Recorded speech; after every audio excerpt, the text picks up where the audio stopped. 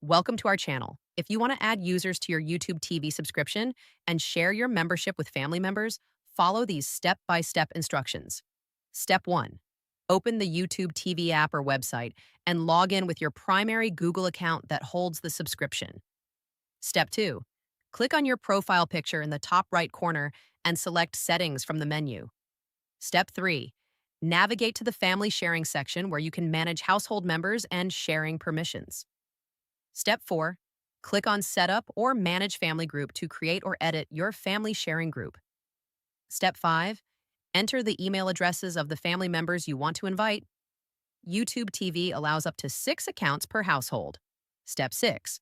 Send the invitations and wait for family members to accept them through their email. They must have Google accounts to join. Step 7.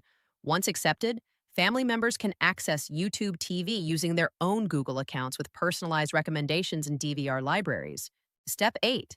Each family member should download the YouTube TV app on their devices and log in with their individual Google accounts. Verify that everyone has access and can stream content independently.